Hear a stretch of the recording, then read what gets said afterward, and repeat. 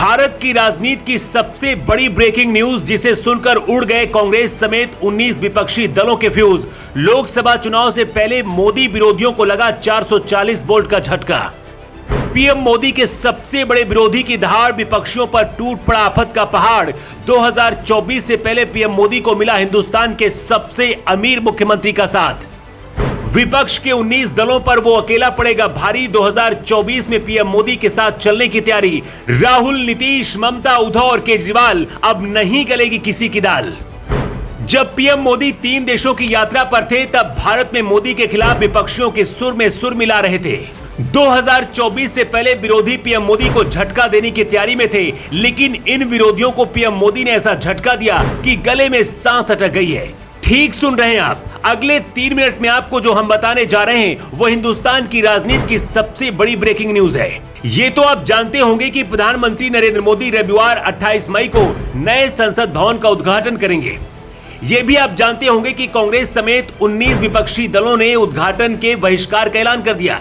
लेकिन विरोध की आवाजों के बीच पीएम मोदी को एक ऐसे विरोधी का साथ मिल गया है जिसकी वजह से 19 के 19 दल चौंक गए हैं। मोदी के विरोधियों को यकीन नहीं हो रहा है कि राजनीति का वो ताकतवर प्लेयर अब मोदी की जय जयकार करने लगा है।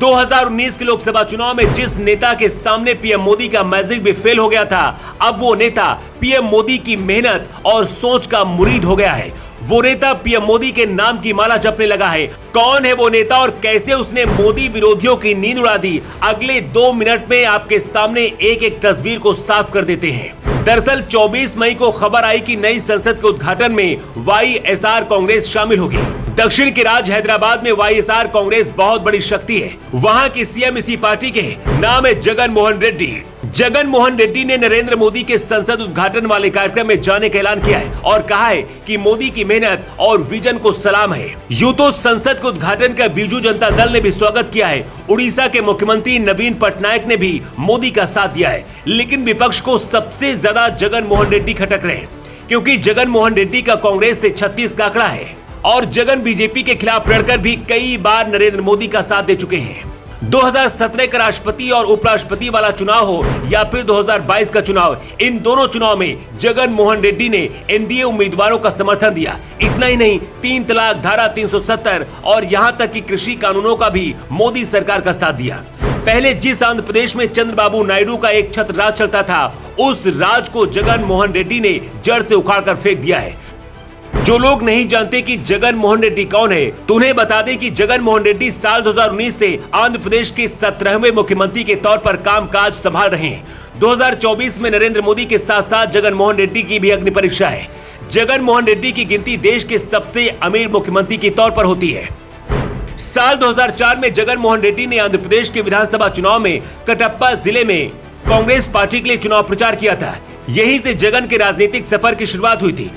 2009 में जगन ने कमाल कर दिया था। 2009 के आम चुनाव में कांग्रेस पार्टी के टिकट पर वो कटप्पा की सीट से जीतकर सांसद चुने गए।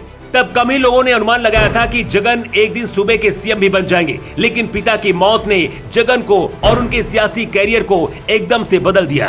2 सितंबर 2009 को जगन के पिता और आंध्र प्रदेश के सीएम वाईएस राजशेखर रेड्डी की हेलीकॉप्टर क्रैश में डेथ हो गई। इसके बाद जगन का मन कांग्रेस पार्टी से उठ गया। जगन ने साल 2011 में अपने पिता के नाम पर पार्टी बनाई, नाम रखा वाईएसआर कांग्रेस पार्टी। 2014 से 2019 तक तो जगन विपक्ष में बैठे, लेकिन 2019 में जगन की किस्मत का सूरज उग गया। 2019 के आंध्र प्रदेश विधानसभा चुनाव में जगन की पार्टी कुल 175 सीटों में से 151 सीटों पर जबरदस्त जीत दर्ज की और जगन सीएम बन गए। लोकसभा चुनाव में भी जगन ने झंडा गाड़ा। राज्य की 25 सीटों में से 22 पर अपनी पार्टी को जीत दिलाई। जगन का जादू ऐसा था कि आंध्र प्रदेश में मोदी मैजिक भी फीका पड़ गया। ऐसे में जब नए संसद भवन के उद्घाटन को लेकर पूरा विपक्ष एक सुर में आवाज उठा रहा है, तब जगन मोहन रेड्डी ने संसद के उद्घाटन में आने का फैसला किया है। जगन के इस फैसले को 2024 के लोकसभा चुनाव से जोड़कर भी देखा जा रहा है और अगर ऐसा होता है तो यकीन मानिए विपक्ष लोकसभा चुनाव से पहले ही हार जाएगा।